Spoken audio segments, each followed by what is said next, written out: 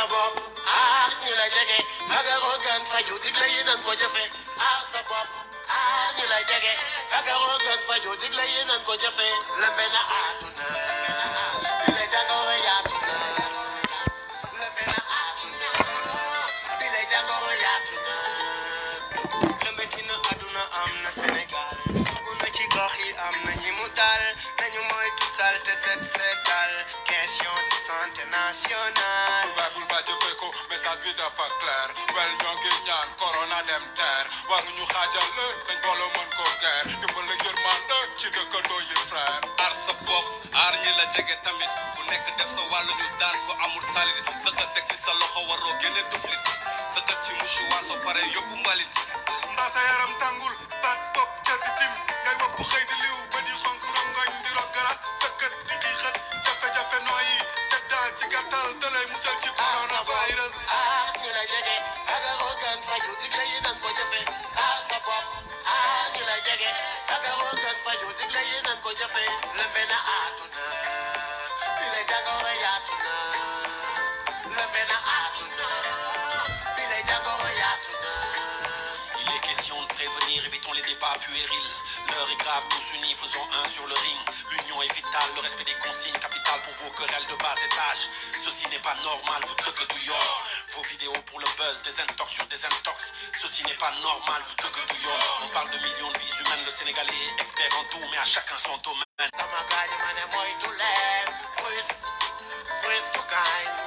loxo yi ñoom raxas leen sa bopp ñi la jege fagaroo gën faju digle yi nan ko jëfe sa bopp ñi la jege fagaroo gën faju digle yi nan ko jëfe lembe na àdduna bi le jàngoro yaatu na lembe na àdduna bi le jàngoro yaatu na. Assalamualaikum warahmatullahi taala wabarakatuh. ñi ngi nuyu ñëpp di ziar ñëpp di màggal ñëpp di ndamoo ñëpp tiitoro ñëpp man la Mollah Morgun seen xarit seen mbokk seen doomu ndey maa ngi ziar ku ci nekk ci sa tur ak sa sant donc ñëw encore di waxtaan ak yéen ci la situation actuelle du pays comme niñ koy faral di defee saa su ne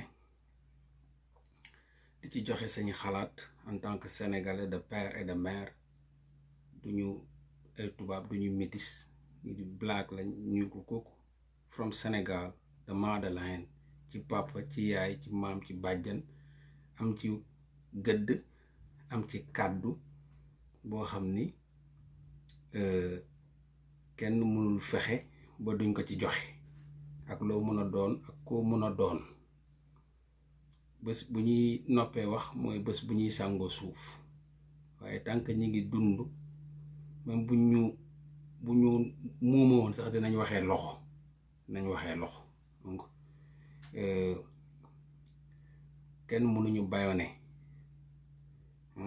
dañuy wax lu ñu yëg di wax lu ne suñu xol et après le reste c'est pas important donc ginnaaw bu ma nuyoo ñëpp ku ci ne si tur ak sant donc je pense que ñëpp gis nañ aussi l'actualité ñëpp gis nañ aussi le Sénégal fu mu toll situation yu mu nekk je pense que duñ fi nekk di répéter li nga xam ni moom la Sénégalais yi di dund waaye am nañ ci kàddu buñ ci war a mun a tàbbal donc li ñuy njëkk kàddu yi ñuy njëkk yey di ko yàbbi mi ngi jëm ci gouvernement bi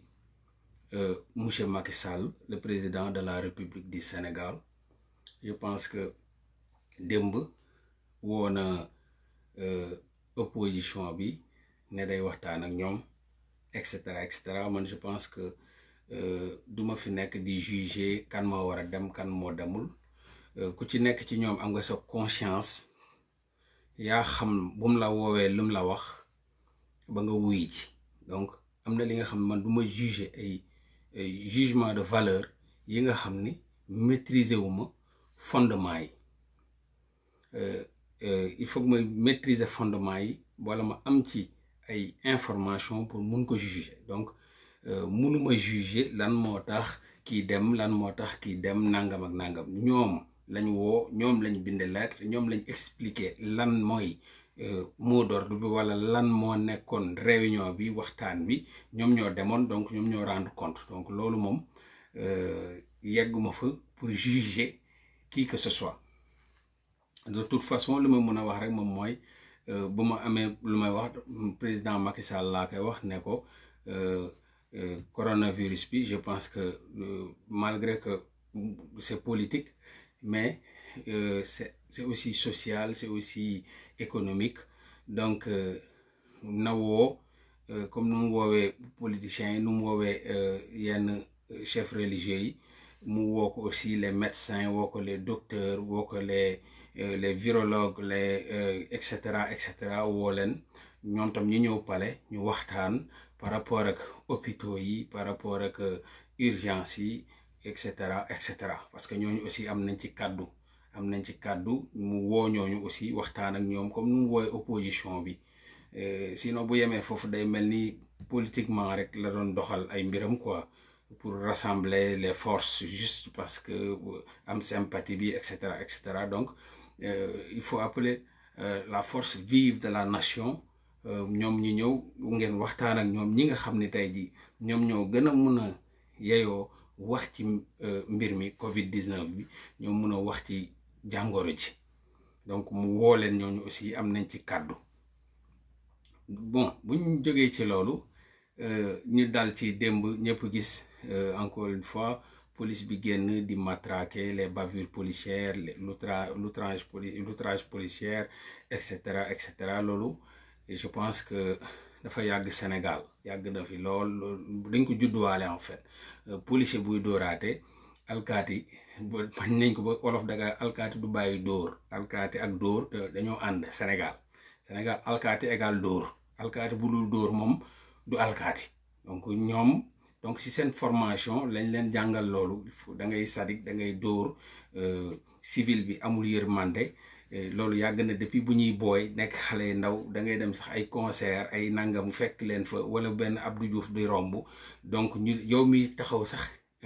curieux bi di seetaan sax dañ lay liife pour arrière leen sax doo ko dégg policier du wax arrière leen day ñëw rek commencé liife gars yi di daw muy effacé di liife ñii di daanu ñii di joggi wante donc des fois sax nga gis concert am des morts et cetera te policiers yi ñoo ko waral parce que ñoom ñooy écraser la population donc loolu noonu jikkoy policier la Sénégal jikkoy policier man moo tax wolof naan alkaati du bàyyi dóor loolu moom c'est mais pourquoi léegi Sénégal police bi di dóore lan moo waral loolu lan moo tax police di dóore Sénégal parce que tout simplement citoyens yi en fait xamuñu seen droit et puis amuñu droit boobu xam sa droit sax am ko dafa am solo waaye dañ ko xamul te amuñu ko droit bi amuñu ko benn citoyen du am problème ak un policier porte plainte gagner procès bi c'est 90% mënul nekk ou bien 95% c'est impossible au Sénégal un citoyen am problème ak policier fekk la wax ak yow mbéj la dóor la après ngeen dem justice nga yóbbu ko justice ngeen dem justice ba ngeen taxaw tribunal pour ñu juger ko donc nga am ci nga gagné ko loolu doo ko dégg Sénégal 99,99 des procès entre un citoyen un sénégalais citoyen ak un policier moom mooy ou bien un gendarme les hommes de tenue pour nga gagner benn procès c'est rare loolu dañoo dem ba nga xam ne dañ leen may possibilité yooyu noonu ñuy écraser la population donc man étonnement bu ma am mooy sénégalais yi c'est-à-dire quand les sénégalais disent waaye mais lii lan la je me demande mais c'est quel genre de sénégalais est-ce que sénégalais bi il est né au Sénégal ou bien grandi au Sénégal ou bien et cetera est-ce que am na culture parce que c'est des sénégalais pure souche ay sénégalais de père et de mère màggee Sénégal juddoo Sénégal gis les bavures policières di gis policiers yi di écraser di matraquer la population ñi lamenté wala ñuy jaaxle non ñoom xam nañ loolu yàgg nañ leen ko def lan moo ko mën a def mooy lu mën a changer loolu mooy une révolution sanglante loolu mooy changer mooy tax policiers yi di dellu ginnaaw aux États-Unis c'était pareil noirs yi policiers dañ leen doon écraser di leen rey mais ils sont sortis il y a eu des ay xeex yu métti des combats de rue ay vindictes populaires entre la population et la police am na en France pareil les jeunes du ghetto police bi dañ leen doon matraquer di leen mais dañoo génn raag ak policiers yi ay raag yu métti et cetera donc policier lu solution bi c'est pas du Macky Sall moo koy joxe du Abdoulaye Wade moo koy joxe du keneen moo koy joxe solution bi il peuple bi ñooy jël seeni engagement bopp réactionner envers la police c'est-à-dire il y a pas dans un pays sans foi bien dans une nation sans foi ni loi la demeure des honnêtes gens est la prison donc un pays sans foi ni loi foofu Sénégalais bi xamul loi am xamul droit am policier bi jàngaluñ ko dara lu boo génnee rek matraquel yow yaay le maître yow yaay njiit bi loo wax defuñu ko il faut les matraquer donc ñoom matraquer rek lañ xam tey boo teewul benn policier di ko laaj ay ban droit nga am ban droit man mus naa ko laaj benn policier bu bu max mooy bi ñuy yóbbu Kémi Séba aéroport mais dama taxaw mu bu max ma ne ko ban droit nga am monsieur l'agent dama bëgg nga expliquer ma yow ban droit nga am pour bu max ma mu ne ma non dégager ma ne ko non je te demande pas nga wax ma ba xam ma dégager wala ma ñàkk dégager dama bëgg nga wax ma yow ban droit nga am pour bu max ma donc mais mënu ko expliquer donc suñu police bi ñoom ci seen bopp laa la wax xamuñu code pénal c'est des hommes de loi yu xamul la loi yu censé ignorer même la loi donc ñooñu lu ñu xam moom mooy la répression mooy dóor liif padd dàqe donc loolu moom moo am démb donc c'est un constat amer mais quoi qu'on puisse dire warul bett benn Sénégalais mais encore une fois comme chaque jour lu may wax sa droit yow yaa koy faay Sénégalais yi dañuy laaj li nga xam ni en fait dañuy laaj pièce boo xam ne joxewuñ monnaie bi dañuy laaj monnaie boo xam ne joxewuñ pièce bi du moins dañuy laaj monnaie boo xam ni joxewuñ pièce c'est-à-dire nga ñëw ci boutique bi n'est-ce pas jox ko ñaar dërëm pour bugg mu wecc la 100 francs loolu mënul nekk mënu ko jox ñaar dërëm bugg mu wecc la 100 francs c'est-à-dire yow sa bopp xeexoo lu waral tax nga am liberté boobu noonu tey jii ñu jaar police bi di jaar mbiri ci yoon di ko teg ci dëgg nga xam say loi xam loi bi xam say droit di ko imposer benn policier du la fekk di la dóor wala di la toroxal wala loolu yàgg na Sénégal policier sax rey ay nit yu dul jeex mujjul fenn donc loolu dëkk yi nga xam ne tey jii xaw nañ am le strict minimum de respect envers les hommes de tenue dañ ko faay il y a eu des morts que ça soit aux États-Unis que ça soit en France ou bien ci yeneen dëkk yi bari dafa am même bu dee ay régime militaire la yu mel ne ay Russie et tout ça mais dañ ko faay dañoo xeex dañoo jaayante dañ ko ñàkkante pour mun a am liberté boobu noonu mun a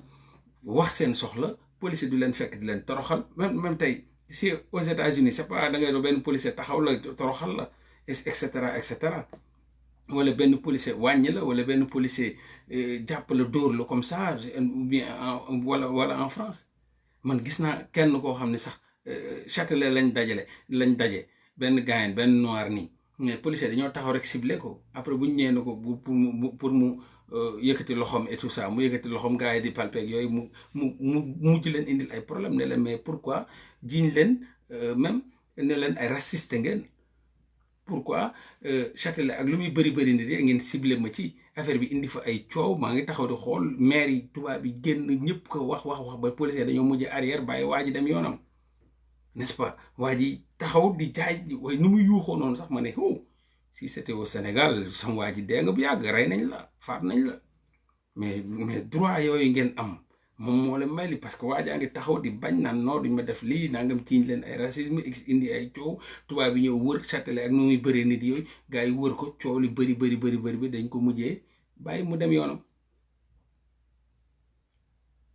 Que même en Italie j'ai vécu ça dem naa Italie n'est-ce pas bon man veuillez m'excuser parce que souvent sax je dis même pas souvent j'achète pas les billets man loolu moom sama man la quoi pour leen ko dagg nag def ko benn genre kii man la man quand bu ma xasee ba dugg avion dem Europe l'Europe je parle de l'Europe surtout en France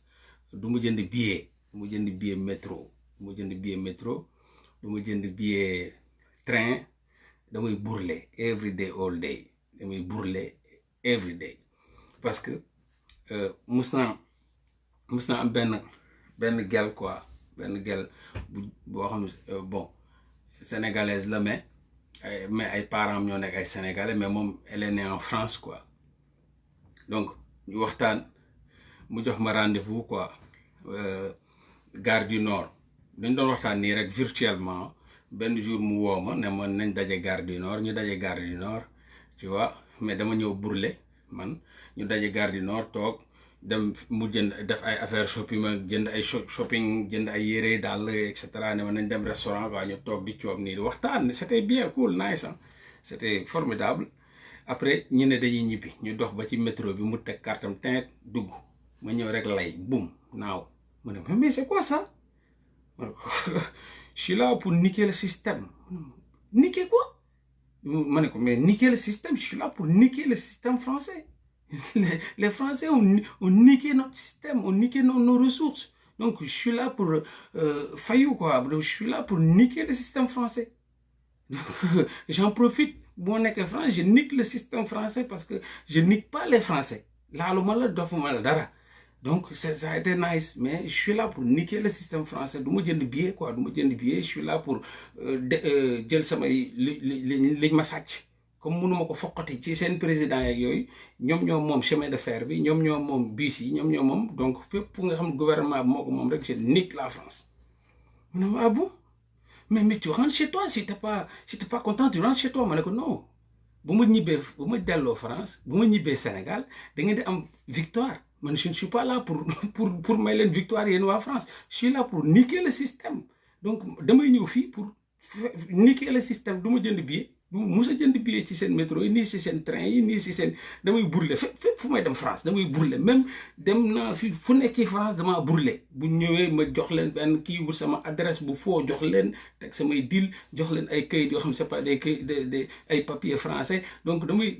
man noonu laay def donc après bon gel bi ne ma ok mer dugg ci métro bi mu ñibbi mu bloqué ma fépp après pare nañ ci foofu ba suñ jonn yàlla tey nii xaw ma fu mu ne xaw ma fu ma ne de toute façon la vie continue mu ngi dund maa ngi dund benn yoon lañ daje après ma tëb métro bi donc foofu la ñu amee ay coow donc juste pour vous expliquer que ku ci nekk man loolu sama kuy donc bu ma demee Italie aussi donc ma nekk fa lu may nekk yëpp pare di ñibbi donc j'étais à Rome fu ma jóge ak aéroport Rome bi dafa sori métro bi tu payes ñaata sax xaw ma ñaata euro bon mais bon de toute façon amoon naa ko mais comme je me suis dit que c'est l'Europe donc voilà fayuma quoi ma dugg teg samay sac de voyage fekk dama waroon ñibbi Sénégal ak samay ñaari sac de voyage diri ñëw toog dugg ci métro bi kii ma gunge woon sax mi naan booy ba doo jënd billet sax ma jënd ma ne bul ma jëndal man du ma jënd donc am na boo xam ni dërë laa demoon seeti sama copain du sifement bu may ñëw gars yi dañuy jënd ma ne yéen ñëpp jënd leen ma kenn di jëndal billet man dama am benn affaire may xeex mentalement psychologiquement dama nekk ci benn combat contre le système français donc loolu moo tax bu leen ma jëndal billet donc métro bi waa ji ba mu duggee xool ñëpp après man awma billet daf ma génne gars yi ne dañuy jënd ma ne non amul fay amul dara ma génn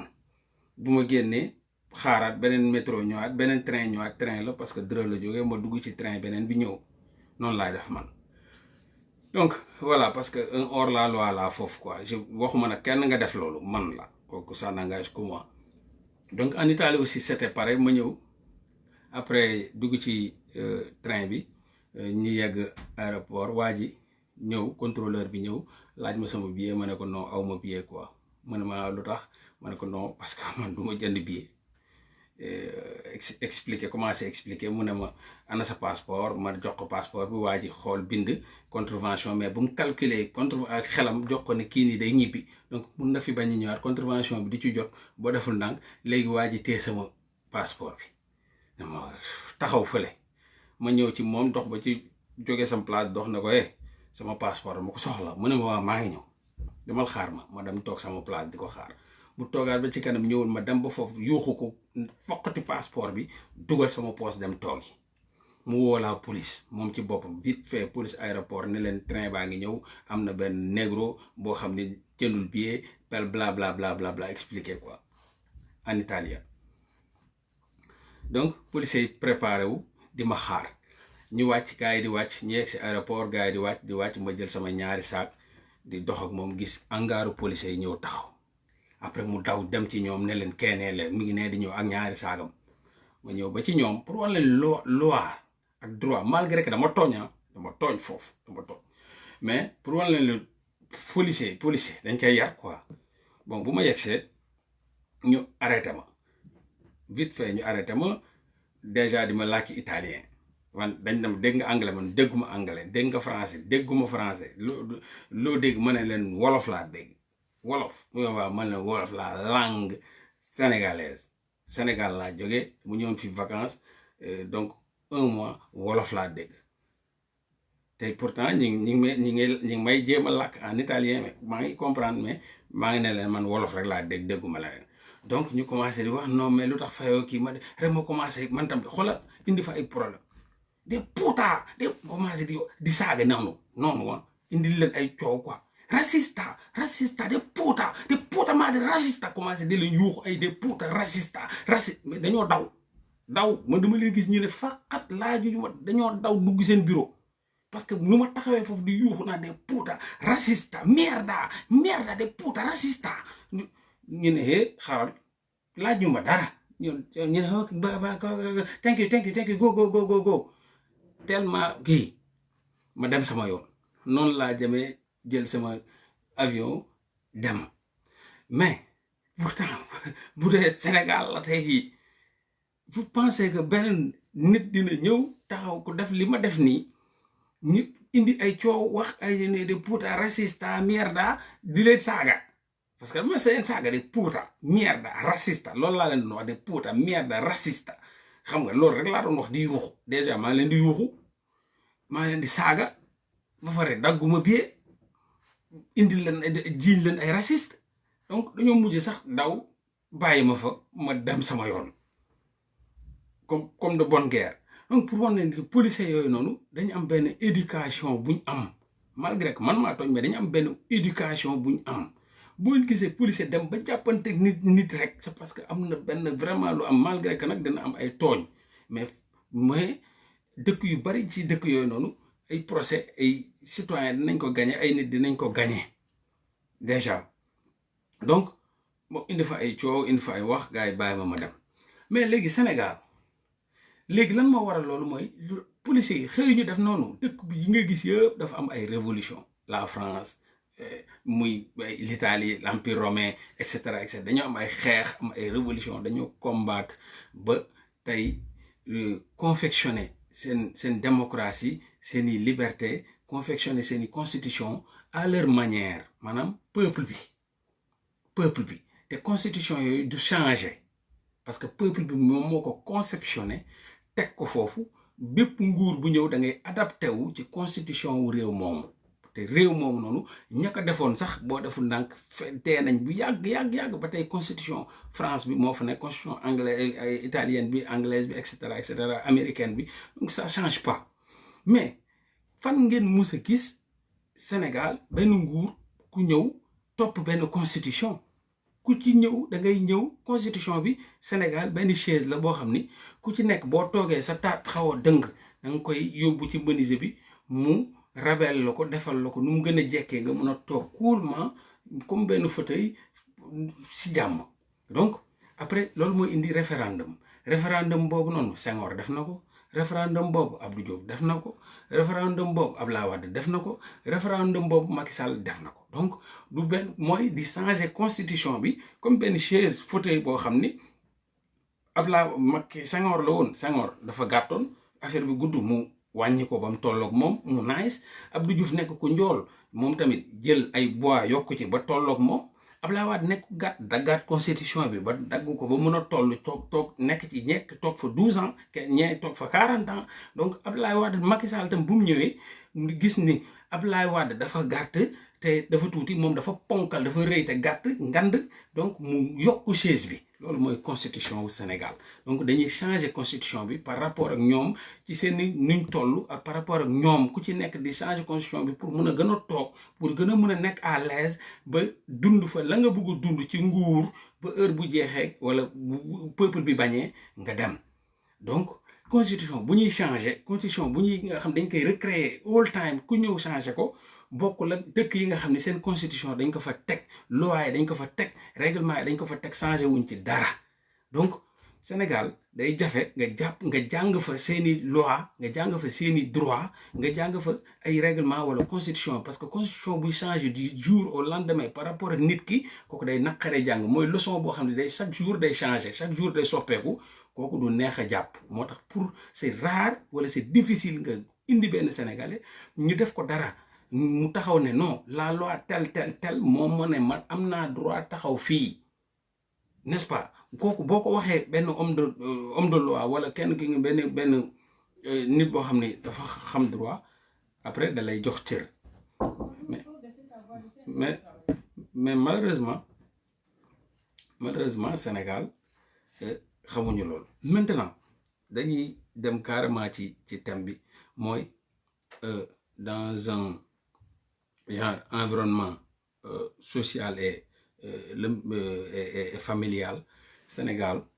sincèrement dafa jafe te nguur gi du jël ay précautions pour mun a confiner un peuple bi nga xam ne yaroo leen ci loolu. Couvre-feu da ngay gis ku judd ba dee xamul luy couvre-feu, n'est-ce pas? yaroo leen ci loolu. Peuple boo xam ni tey joxoo leen liggéey, peuple boo xam ne tey jii duñ cotiser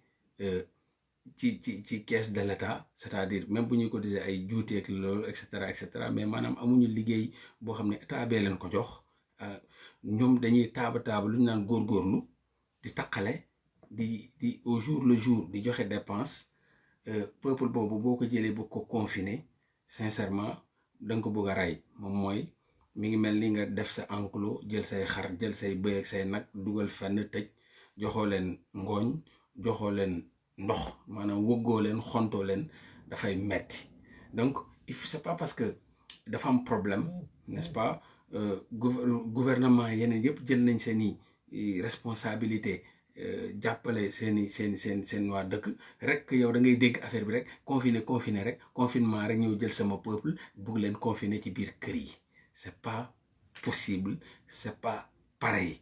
Contexte bi, le contexte social bokkuñu détermination commune. Déjà quand il s'agit de l'Europe ou bien des États-Unis, kër yi amul benn kër ba ngay dem fekk fa 50 personnes, amul benn kër ba ngay dem fekk fa 75 personnes, amul benn kër ba ngay dem fekk fa 8 personnes. Boo demee États-Unis ci kër yi boo fa demee maximum benn 5 personnes la wala 4 personnes wala 2, wala boo demee France wala en Europe, aux États-Unis, même l'Asie ou bien yeneen continent yi, à part même Chine nu muy bëri nit yëpp dëkkuñu comme familial yooyu nga xam dafa am Sénégal, une famille de 50, de 30, de 2 femmes, de 3 femmes, de 4 femmes,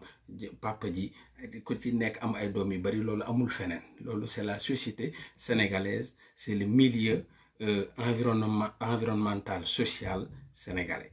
Donc contexte yooyu il faut Macky Sall di ko ci bàyyi xel, parce que tey benn kër boo xam ni tey en Europe ou bien aux États-Unis ku ci nekk da ngay am nekk wala ñaari xale bokk benn néeg day am espace. Au Sénégal kër yi xat na loolu, tu vois, kër yi dañu xat, nit yi bari am na ñi nga xam ne sax ñii dañuy liggéey guddi gi,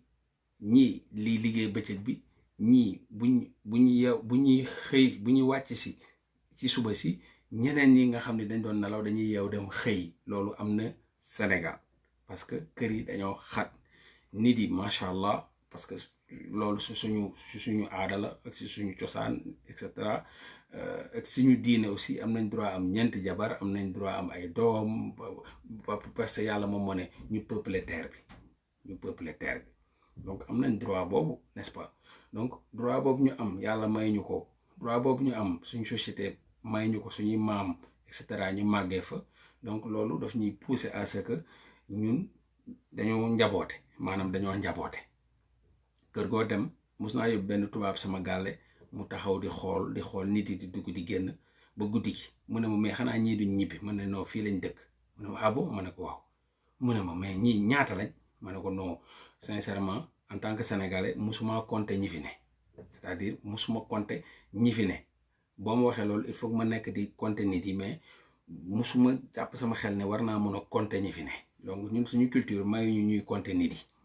ñu ne ma ah bon, ok, mais ñii ñëpp sa papa moo leen di jox lekk? ma ne ko waaw, sama papa moo leen di jox lekk, moo leen jox naan, ma boole ci di fay courant, mais c'est pas possible, loolu mënul ne. ma ne ko si, mun na ne. amul ay millions, amul dara, mais lim am ku si néew ñi ngi ci teg benn bool di ko lekkandoo. loolu déjà amul ci beneen dëkk, amul Asie, amul Europe, amul Amérique.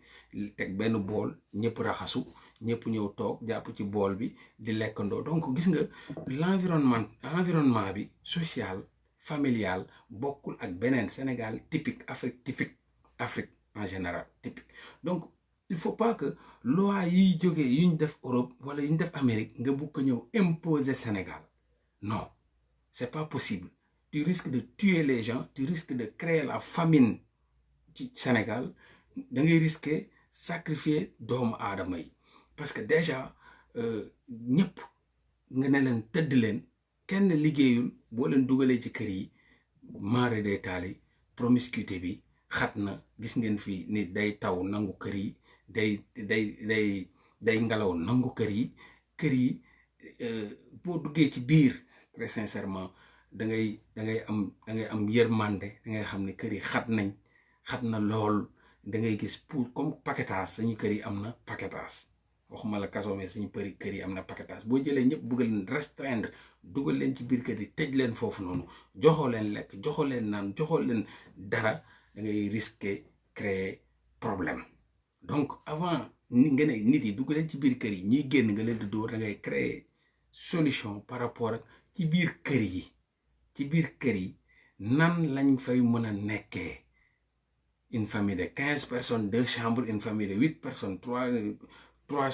chambres, 20 personnes 3 chambres day jafe. te papa ak yaay ji aussi da ngay gis même si suñu kër yi papa ak yaay ji ak ay doomam tëdd si suuf et cetera, xale yi jigéen yi bokk benn néeg, xale yu góor yi bokk benn néeg. donc même le fait de confiner les gens comme ça, suñu kër yi bu ko kenn amee rek mooy ñëpp am nga ko. te exemple bi joxe nañ ko ci moodu bi nga xam ne moom moo ñëwoon Touba jóge Italie. bu mu ko joxee jox na ko ba jox ko liiram, jox na ko jabaram, jox na ko et cetera, parce que xamul tax c'est suñu environnement familial boobu noonu moom moo waral lool. maintenant déjà problème bu ñu gën a am Sénégal mooy dépense quotidienne bi. nit yi dañu am problème mu heure tamit. Sénégal dañ problème bu gën a ngand mooy problème mu heure. Sénégal respecté wul heure amul notion wu temps. Sénégalais du xool heure. boo leen xoolee kenn yorewu ci montre, koo ci yore montre aussi montre ba dawul, boo def nag amul batterie wala dara, da koy takk nii rek pour la forme, wala pour mu rafet, parce que sol na lu bleu, montre bleu mu takk ko, mais duñ xool heure. lijjanti wuñ heure intéressé wu leen. te monde bi ci heure lay dox. mais bon dañuy accepter. tey Sénégalais bi nga xam day wër dépense quotidienne bi mos nga bëgg ko jël ne ko 8h ba 20h. 8h ba 20h c'est 12 heures de temps. 12 heures de temps bi boo deful ndànk tey bu dee benn menuisier comme sama nijaay njaga caam day nelaw ba 9h wala benn 10h mu jóg ndànk xam nga dox dem place am dem ci atelier bi yor ay éléments am yu koy joobal et tout ça xam nga bugg ko tëj nga dem ñëw 9h wala 10h bugg a arrêté à 8h kooku ak jaaykatu comment dirais-je jën bi wala jaaykatu keccax bi wala jaaykatu mango bi wala jaaykatu et cetera parce que ñëpp dañuy kolo ñëpp dañuy góorgóorlu pour dund ñooñu boo leen xañee loolu noonu te teel leen maanaam 8h war la fekk ci mbedd yaa ngi koy indil problème te joxoo ko benn solution. Il faut aussi lu ñuy wax ñuy xool contexte environnemental bi familial bi dafa am importance parce que li nekk ci yeneen réew yi nekkul si suñu réew dafa am benn particularité mooy njaboote ñëpp a njaboote ñii da nga am sañu kër yi am nañ ay doomu baay ay doomu bàjjen ay doomu nijaay ay doomu tante ay doomu dañoo jaxasoo seen famille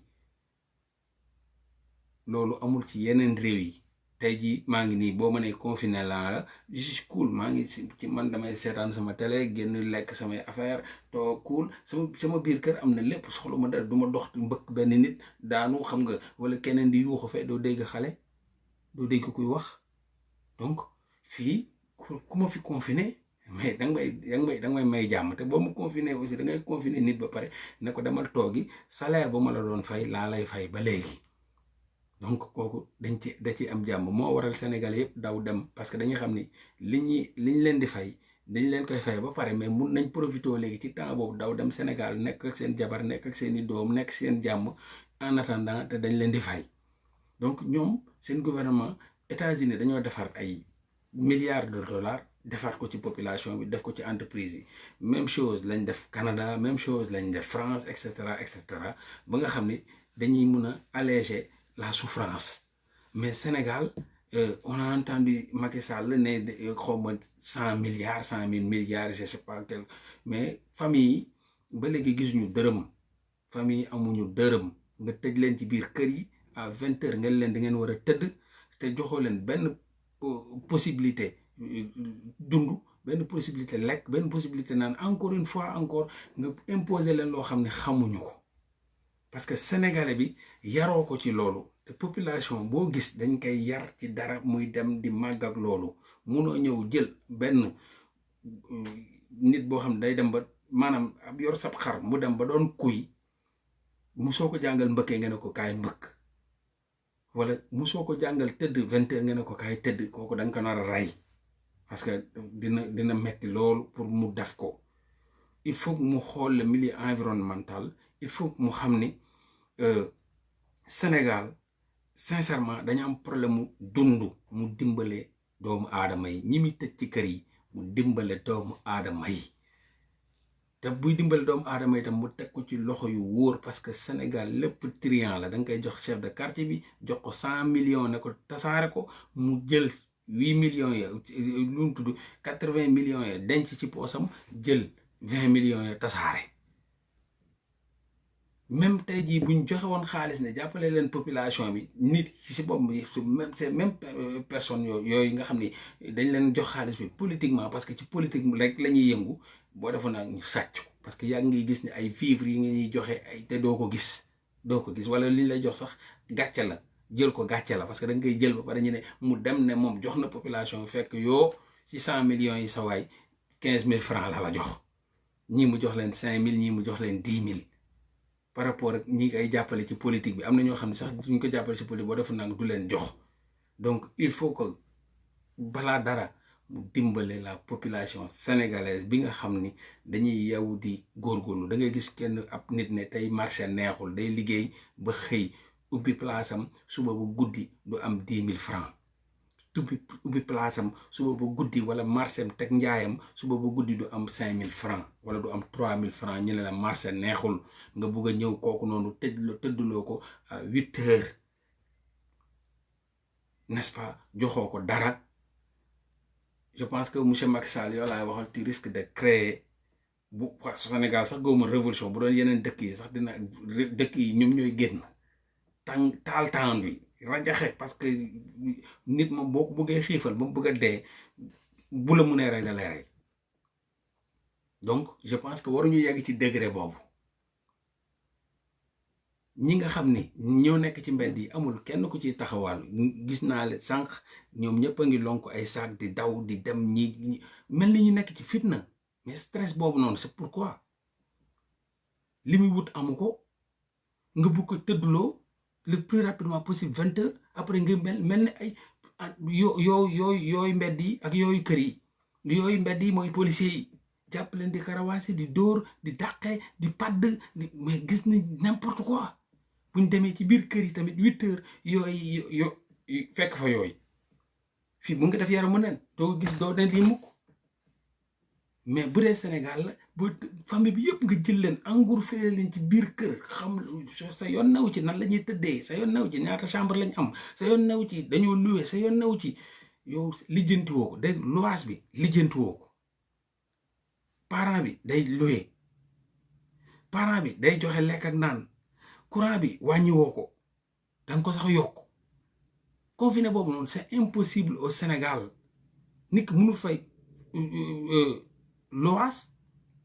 boo xam ni wàññiloo ko bugg a fay ndox boo xam ne wàññiloo ko bugg a fay courant boo xam ne ba léegi wàññiloo ko n'est-ce pas bëgg a dundal njabootam denrées alimentaires yi cher mais loolu c'est impossible c'est-à-dire même sénégalais bu ñu koy jéem a def aussi du yàgg boo demee ci yeneen dëkk yi bu tey France le président dafa dindi facture ndox yi facture courant bi facture gaz bi ba pare denrées alimentaires yi ñu wàññi ko ne leen dañ leen koo may gratuitement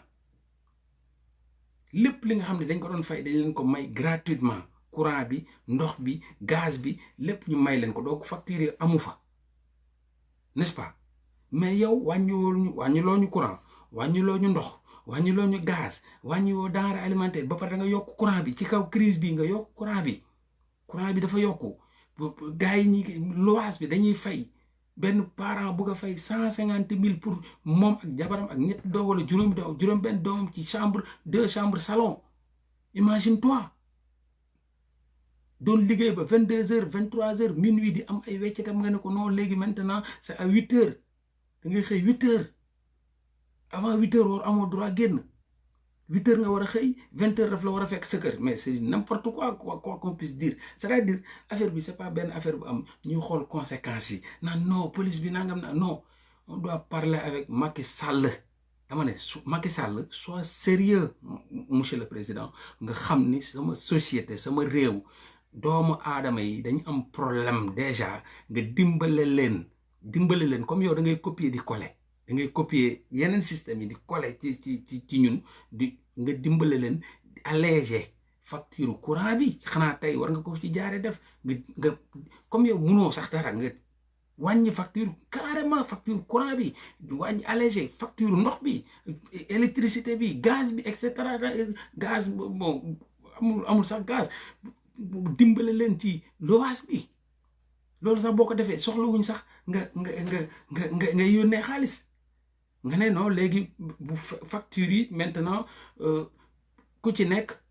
boo amee 3000 francs bul fay boo amee 5000 francs bul fay bu dee 5000 francs la sa facture mais bu dee 10 000 francs la 5000 francs ngay fay man maay fay man gouvernement maay fay 5000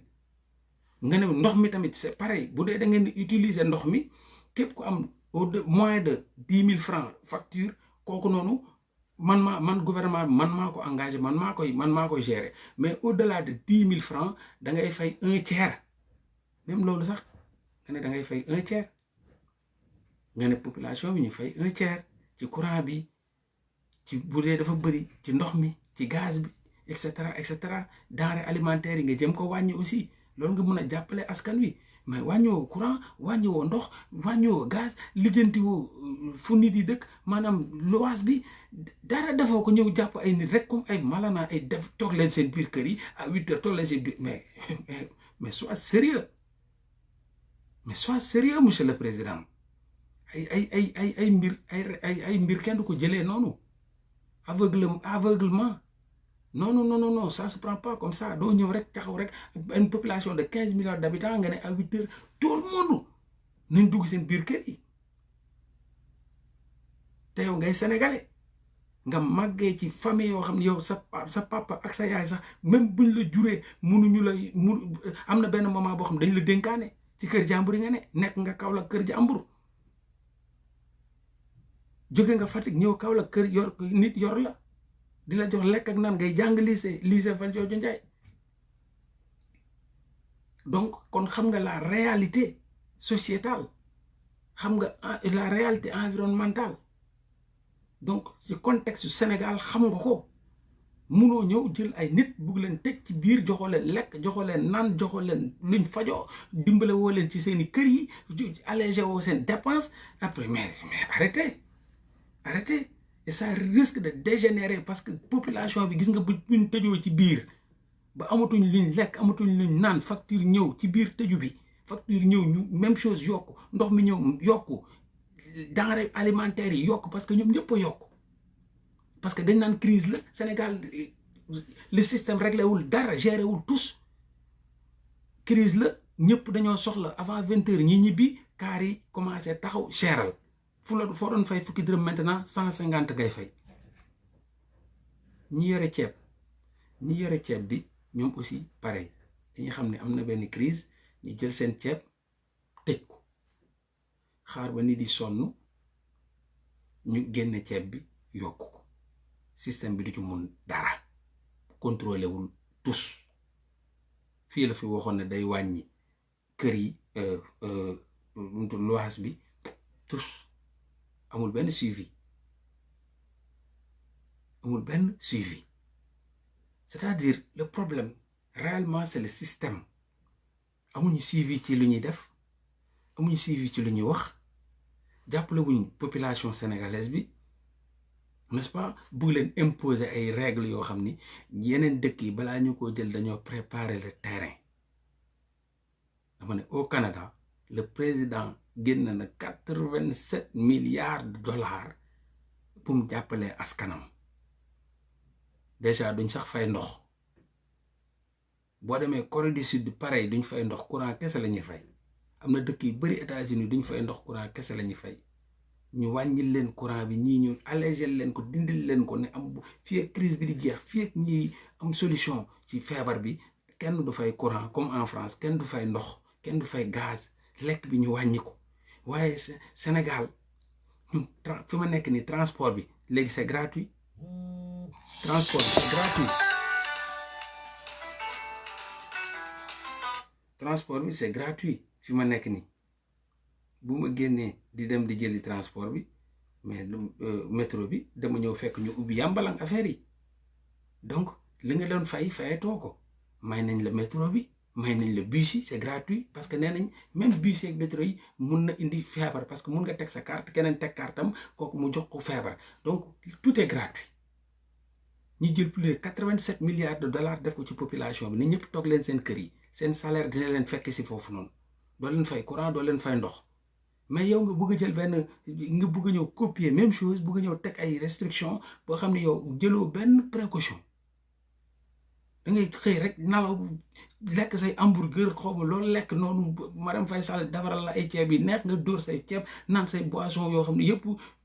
kaaw la jóge toog jàpp sa lees ak say doom yu seen biir yi fat taxaw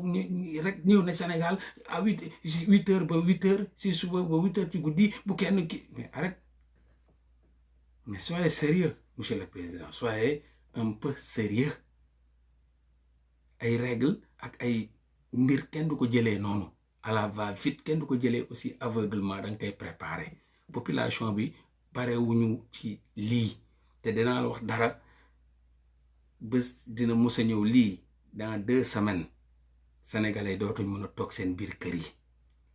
ndax boobaa dinañ laaj papa dépense mu ne awma parce que ndox mi dina ñëw courant ba cher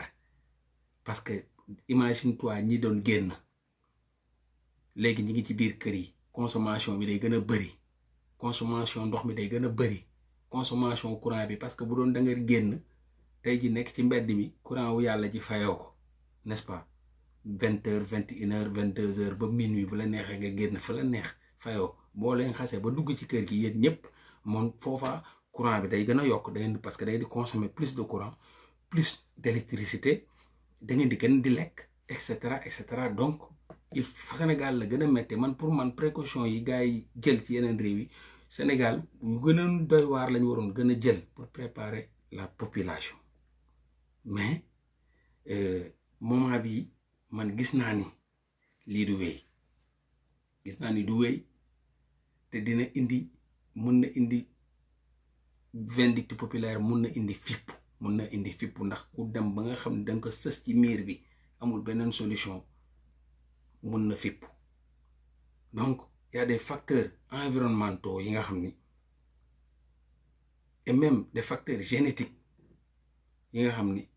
dina restreindre le développement cognitif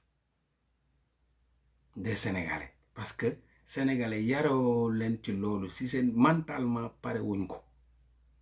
nekkul ci ñoom donc mun na indi ay mbir donc man lu ma la mën a wax mooy parce que cadre gi c'est juste pour le président ñu bañ a blâmer benn Sénégalais parce que ku ci nekk xoolal fa nga jóge kër ga nga jóge sa papa ñaata jabar la am sa yaay ñaata doom la am sa tante ñaata doom la am nga xam ni kër googu du ay immeuble du ay étage ku ci nekk ci ñun ñii sa kër say jarbaata nga fa say magang fa say rakkang fa say tàntang fa say bàjjanang fa et cetera kër yooyu boo bëggee ñëw confiner ñëpp ci biir consommation bi dina bari te ba léegi président bi jëlul benn loolu lañ ko waroon njëkk a laaj benn solution ci suñu dundin maanaam wàññi courant wala wàññi ndox et cetera si suñu dundin may bañ di répéter waaw donc monsieur le président il faut être attentif n'est-ce pas aux variations au niveau du contexte social parce que bokkul ak ñeneen ñi te ñeneen ñi dañoo jël seeni précaution donc munoo ñëw xañ ñu suñu dund yokk ko fa xañ ñu suñu nekkin tëj ñu ñun ñëpp ci biiri kër comme rëbës parce que président bi dafa bëgg a léegi nag suñu biir kër yi rëbës la ñu bëgg a def c'est pas parce que dañuy génn ci mbedd bi bu leen génn ci mbedd bi di wàllante man affaire dafa ma bett parce que man jàpp moo ni toll nañ ci confiner Sénégalais yi non c'est à la va-vite avant de confiner qui que ce soit balaa ngaa tëj say xar ak say bëy ci biir gétt gi da ngay préparer ngooñ mi ak ndox mi tegal leen fa tu peux pas prendre say xar ak say bëy tëj fenn te joxo leen lekk joxo leen naan bu doon ay xaj lañ sax dañuy mujjee boo duggee sax ñu lekk la donc fu mu nekk nii contexte bi mooy gis nga bus yi y a pas de bus y a pas de bus car rapide yi instant yi avant 20h sénégalais bi du calculer temps day bàyyi ba ne 20h la ñu wax ñëpp ne waa 20h ñu waa marché bi ku ci nekk dara changé wu la déjà nee na bus yi changé nañ ko à la car rapide bu doon jël 15 personnes léegi 7 personnes lay jël Njaga Njaay bu doon jël 20 personnes 12 personnes lay jël imagine toi ñëpp génn dem marché ñëpp di liggéey avant 20h ñëpp ay jógandoo maanaam 19h30 parce que sénégalais bi day bàyyi ba këtt ne jonn parce que du ma ubbi sama boutique li may dundee di jaay di war a jaay ay nit ñëw ma naan non damay xaar ma tëj ko léegi non jaayuma doo dégg ñu ne jaayuma donc dina ubbi boutique am nit yi tant que ñi ngi ñëw di leen jaay parce que ñi koy jënd mi ngi daw pour gaaw a jënd le plus rapidement possible te day xaar ba mu toll foofu kii jaay tamit du tëj boutique am donc dina jaay ba 20h moins le quart wala 20h mu génn bugg a dem jël Njaga Njaay boo xam ne da doon fees del léegi 7 personnes lay def donc Njaga Njaay buy def 7 personnes déjà dañuy xëccoo bu ma xante bi non ils n'ont rien préparé absolument rien préparé kaar yi Njaga Njaay bu taxaw ñëpp bëgg ñibbi ñu ne 7 personnes moo ci dugg imagine ngeen Sénégal bu ma xante bi imagine ngeen Sénégal xëccoo bi mais loolu day contamination mun na am foofu parce que le fait que ñuy bus bi nga xam ne yow nee nga 7 personnes wala 8 personnes wala Njaga Njaay bi nit yi bu ma xante pour dugg mais yow confiné bi amul sens parce que dañuy bu ma xante pour dugg kaar yi bëreetul ñu ñuy jël Njaga Njaay yi car rapide yi gars yi amuñu njëgu taxi même taxi dañ koy kolo même taxi boobu noonu léegi taxi c'est 2 personnes kenn ci kanam ñaar ci ginnaaw kenn ci kanam ñaar ci ginnaaw ak chauffeur bi c'est 4 personnes taxi dañ ko doon kolo bu leen fàtte dañ ko doon paasante kii 500 kii 500 ñu dem léegi nag dañuy espacante chauffeur bi client bi kenn ci gii mi ngi bugg a daw dem sotti gars yi daw ñëwaat donc foofu sécurité amul fa accident yi mun na bëri ils n'ont absolument rien préparé il faut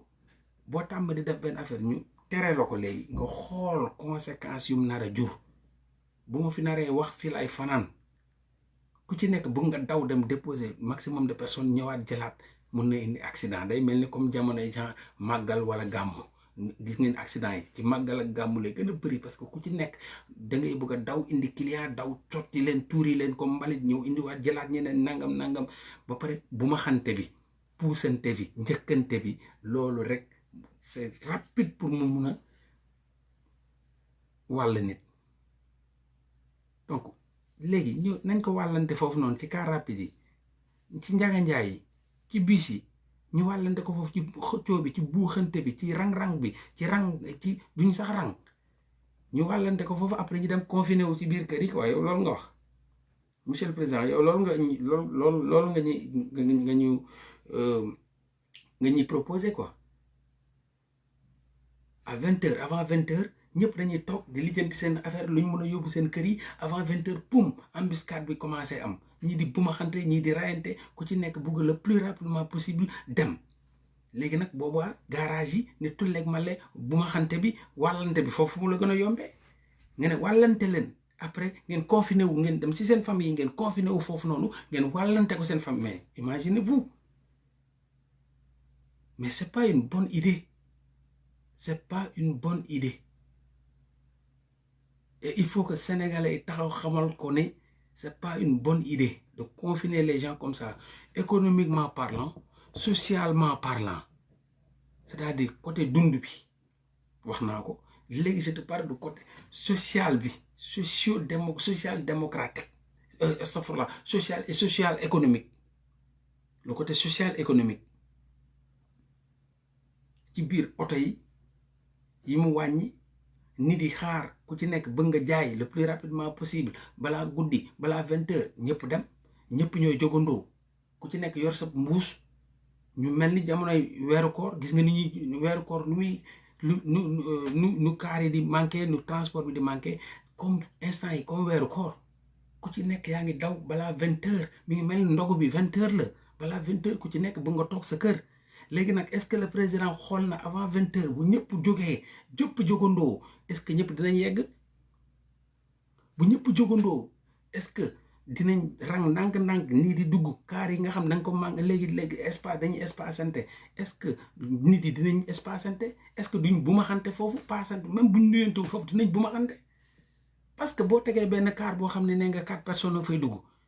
ma bëgg ñibbi avant 20h balaa sa police sa yooyu mbedd yi sa yoo policier ay yoo laa leen jàppe parce que dañu am yoo kër ak yoo mbedd sa yoo mbedd yi balaa ku nekk bëgg nga sauf ki pël ku nekk bëgg nga daw dugg ci benn oto pour mu déposer la balaa yoo mbedd yi di génn donc sincèrement monsieur le président yaa ngi indi problème yaa ngi indi un sérieux problème indi woo solution yaa ngi indi problème te problème bi il faut nga waxtaan ak les forces vives de la nation ñi nga xam ni les intellos les sociologues les psychologues et cetera ñi nga xam dañoo xam la société sénégalaise balaa ngay toog ak sax ay opposants ñi lay wax ñoom ils vont te parler du côté économique politique et cetera nga toog psychologue yi nga toog ak ñi nga xam dañoo xam la société sénégalaise ñu wax la nan la ñuy doxalee boo wàññil courant bi déjà parce que ñëpp consommation bi dina gën a bëri wàññil ndox mi transport yi comme léegi gars yi ku doon def 7 nee nga léegi 3 lay def donc bu ñëpp demee liggéey ku ci nekk di nga bugg a am loo lekk dimbale leen jox leen dara au moins nga alléger dépense bi ki nga xam ne dafa am du fayati courant wala seeratul léegi parce que ku ci nekk da ngay daw dépense du pour lekk ak naan da ngay daw pour lekk ak naan da ngay daw pour fay sa loyer da ngay daw pour comment dirais-je waaw pour dund da ngay daw pour fay sa loyer da ngay daw pour fay courant da ngay daw pour fay ndox lii moo sonal l'homo sénégalensis courant ndox lekk naan n'est-ce pas on parle pas de faju ak comment dire ak loyer lii fexeel noo ko wàññee boo ko wàññee ku toog sa boutique même 6 heures di nga mun a tëj ñibbi parce que da nga naan amatuma la ma fi daw garaawul comme ndox mi léegi wàcce na ma courant bi wàcc na ma donc lekk bi aussi wàññi nañ ko n'est-ce pas transport bi et cetera di nga mun a ñibbi mais dans ce contexte là lépp day yokk kuy jaay lekk bi day yokk kuy jaay ku yor otoom transport bi day yokk non mais c'est le tohi-bohi li mooy dirigé dans le chaos au Sénégal c'est le chaos total foofu noonu bokkul ak fenn système bi gouvernement bi teg dafa fas yéene rey sénégalais daf leen fas yéene faat man gisuma benn solution amul solution man pour man lii ñu fi teg nii pour rey sénégalais la pour xiifal leen pour marloo leen pour rafleloo leen pour jaxase leen ñu contaminé wu dee 15 millions yi benn 1 million wala 2 millions yi génn fa affaire bi cool man mu gisuma solution monsieur le président indiwoo solution ci transport bi déjà parce que car rapide bu doon jël wax naa ko ba tàyyi 8 personnes bu doon jël 20 personnes léegi 8 nga ko wax donc kooku noonu jox compensé woo ko ki nga xam ne da doon dund ci car rapide am léegi ci 20 personnes 8 personnes la yor donc bu doon 20 000 francs la doon gagné léegi 8 000 francs lay gagné léegi est-ce que compensé nga ko différence bi nga xam ne moom la doon gagné ak bi nga xam ne da nga ko wàññil pour des précautions est-ce que compensé nga ko parce que le Sénégalais jàngaluñ ko le sens du sacrifice loolu le Sénégalais jàngaluñ ko ma mun a sacrifier wu ci benn affaire même pour le peuple suicide individuel boobu noonu pour la résurrection collective loolu Sénégalais amu ko loolu dañ koy wax rek kenn du ko def benn Sénégal lu toog taal boppam pour éliminer ñeneen ñi leeralal ñeneen ñi fenn lëndëm Sénégalais bi xaaral ma sotti essence taal sama bopp ngeen mun a gis clairement loolu doo ko gis donc comme ñun amuñu sens boobu noonu ngir yàlla monsieur le président jàppaleel Sénégalais yi dimbaleel Sénégalais yi ci courant nga wàññil leen ko ñi nga xam ni yow yaa ko mun a wax ñi nga xam ni dañ doon fay fii 20 000 francs wala 15 000 francs le mois léegi yow ñoom nañ fay ku nekk 3 500 et cetera nga def ko ci ndox mi transport bi aussi comme amoo wàññi nga ko nga ñoom tamit nga dimbale leen chauffeur yi nga alléger leen dépense bi jàppale leen ñoom aussi ci transport bi nga def ko ci secteurs yi entreprises yi nga parce que entreprises yi ngay wax ni mais c'est pas des entreprises sénégalaises nañ waxante dëgg Sénégal dañuy wax ay PIB mais ban PIB bi buñ ko tegoon tey entreprise yëpp ay multinationales lañ moomuñu ci dara ñi gën a générer des milliards de dollars des milliards de CFA ñooñu ñëpp ay entreprises françaises lañ ak ay entreprises turco et cetera marocain et cetera boo demee ay Orange boo demee Eiffage boo demee Total boo demee marché bi comment dirais-je Carrefour et cetera yi nekk foofu yëpp Auchan vous parlez de PIB vous parlez de quelle entreprise ban entreprise mooy entreprise sénégalaise wax ma ko anam ban entreprise moo fi une entreprise sénégalaise entreprise yëpp c'est français c'est turc c'est marocain c'est et cetera marocain yi ñoo nekk ci bâtiment yi ñoom ñooy léegi ñooñu boo jëlee sañuy milliards yow jox leen ko te ñoom ñi gagné des milliards ci ñun ils gagnent des milliards Orange gagne des milliards Eiffage gagne des milliards les multinationales yi ñoom ñoo composé ñoom ñooy sañu PIB te ñoom ku ci yor xaalis boobu yëpp dañ koy transfert de devise dañ koy yónnee seen dëkk tu parles de quel PIB ban ngay wax lan Sonacos moo fi ne Sonacos daa daanu di tëj na Sonacos la dernière fois j'ai parlé avec des gens yi nekk Sonacos problème bu ñu ma wax dafa mujjee mettre sama bopp pour ma def ci live mais dama ne oh c'est fou booy déglu problème entreprise yi yëpp yi nga xam ne Sénégal moo ko moom dañu am problème ndox mi moomuñu ko et cetera et cetera donc bu dee sañuy milliards nga bëgg a jëlaat joxaat ko tubaab bi nga wax ñu ko moo tax quand tu as fait ton discours là tu as utilisé le français on sait benn crise mondiale la da ngay bëgg a wane ni yow di nga compenser di nga dimbale les sociétés les multinationales ou bien les sociétés françaises ou bien les sociétés yi nga xam ni du ñuy sénégalaise mais joxal xaalis bi la population sénégalaise moo gën nga naan da nga koy jox ñee Orange bu la dimbalewul moom waru mun a soxla loolu yan entreprise nga bëgg a dimbale ci les 100 000 milliards je sais pas ban entreprise nga bëgg a dimbale ban yan entreprise yi mooy entreprise yi nekk Sénégal mooy les sénégalais mooy entreprise yi ñu yor mooy maçon bi mooy menuisier bi mooy jaaykatu caaf bi mooy jaaykatu jën bi mooy transporteur bi te lu nga leen mën a dimbalee du ay jël 5000 10 000 di leen ko jox benn yoon lañ koy lekk mu jeex dañ ne li ñu lay wax monsieur le président comme yow amoo conseil yow ay kii nga yor ay géwél juddu nga yor yu tàgg say maam man je te conseille je vous conseille encore pour un peu de respect quand même je vous conseille nga alléger dépenses quotidiennes sénégalais courant ndox transport lekk ak naan nga dimbale leen ci loolu boo ko defee def nga lépp koo ci ne demal sa kër 20 heures mu dem mais sinon billahi nit ñi bëgg a tëjee ci biir kër yi fippu dina am bu fippu amul rek tàppet lay doon fippu dina am dina mujj dina metti ci ñun de dina metti ci ñun lool donc je pense bien que loolu moo nekkoon waxtaan bi benn la woon rek boo xam ni dama ko def spécialement pour le président parce que man duma toppee sénégalais dara parce que xam naa duñ ci dara te comprendre naa leen aussi comprendre naa tam policiers yi parce que comme nu ma ko débuté policiers yi ñoom formation bii lañ yor formation dóoral toroxal jeex na moom lañ yor amuñu galanterie benn policier bu taxaw xam nga am galanterie nga loo ko laaj mu kupp mu teg ko waaw monsieur l'agent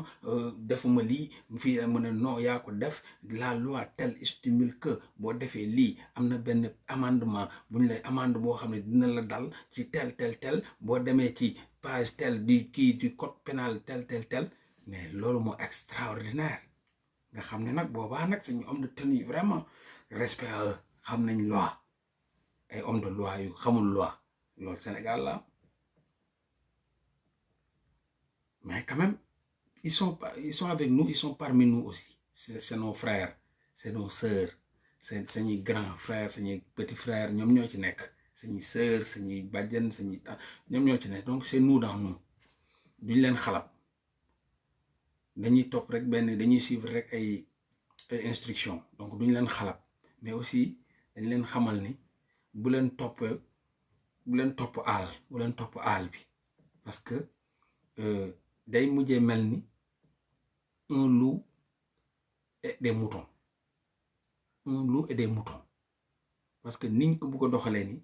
dafa mel ni ay xar yi ñu jël dugal ci gett bi loup bi moom mooy dox guddi gi ne kenn du fi génn ku génn ma lekk la donc wut ay garde-fou ñooñu jàpp nit yi di dóor di leen tëj ci biir kër yi instant yi Sénégal ñëpp nga dugal ci biir kër yi ñaata lañ est-ce que xam nga ko kër yi ñaata nit a fa ne est-ce que xam nga ko fan lañ jóge est-ce que xam nga ko pourtant ñoom ñëpp a ngi dajaloo ku nekk bëgg a daw ñi ngi newoon ci kaar yi ñi ngi buuxante même bu dee parce que boo nee 7 personnes ku ne dina buux pour jéem a dugg monsieur le président encore une fois bu fekkee ni bëgg nga bokk dans l'histoire bu fekkee ne bëgg nga suba ñu mun la nettali bu rafet dimbaleel sénégalais yi nga wàññi courant bi jaaree ko fi sax wàññi courant bi bu baax a baax ñenn ñi nga jël en charge seen facture yi ñee nga wàññi courant bi nga wàññi ndox mi bu baax facture yi nga lijjanti ba dimbale population bi nga xam 90% dañuy louer ci luwaas bi transport bi aussi nga def loo xam ni ku ci nekk ba di nga leen assurer ay les besoins minimes ba nga xam ne ku ci nekk balaa 19h sax di nga ñibbi parce que di nga xam ni amul lu bari lu taxaw sa ndodd boo ko defee rek tu entreras dans l'histoire du Sénégal cas contraire bi nag mooy fippu boo ko continuer nii fippu dina am ndax révolution yi nga gis yëpp ci nii la amee yaa ngi fàttaliku bu fi feebar bi amee comment dirais-je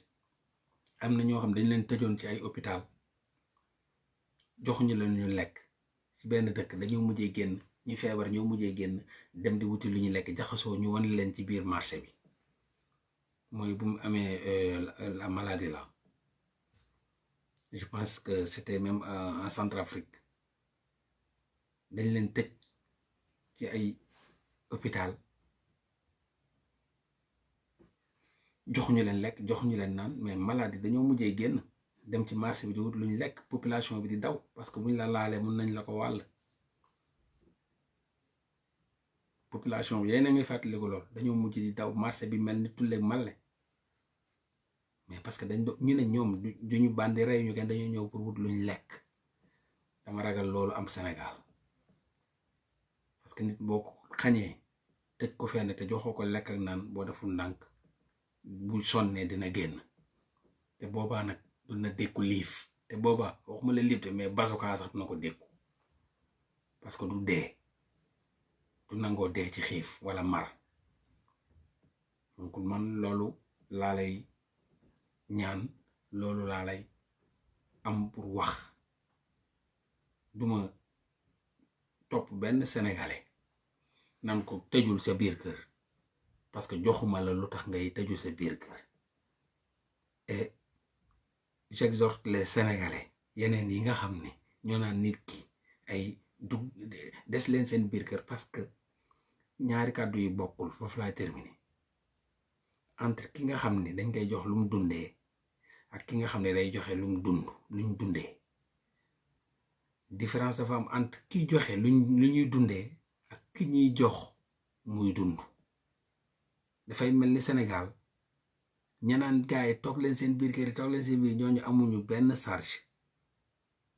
au delà de ñi nga xam ne ñoo nekk Europe ñoom ñi ngi ci jàmm ñoom peut-être dañ leen bu leen ko jàppee dañ leen a yéene dañoo seen xol ndeysaan ñoom ñëpp fàtte nañ sax seeni coronavirus su dëkk ñoom fàtte nañ seen coronavirus dëkk buñ nekk seen xel yëpp ak seen xalaat yëpp ñi ngi nekk Sénégal même les jeunes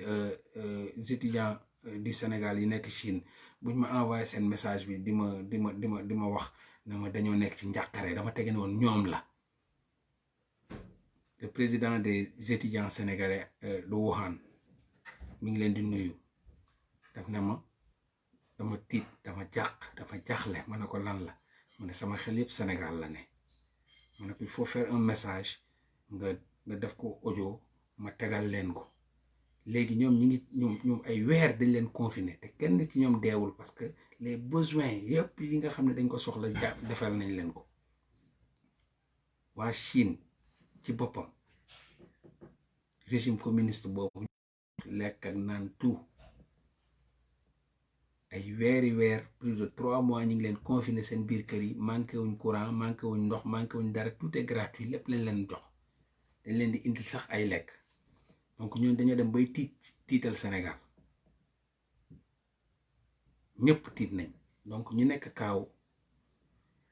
ak fu ñu mën a ne sénégalais yooyu pour la gisee ñu naan confiné leen c'est pas parce que dañ leen bëgg a imposer benn affaire parce que dañ leen bëgguñu ngeen feebar dañ leen bëgg di gis ci jàmm ñoom seen famille ñoo fa nekk yéen seeni famille seeni frère seeni sœur seeni xarit seen doomu ndey seen papa seen yaay ñoom ñoo fa ne donc ñooñu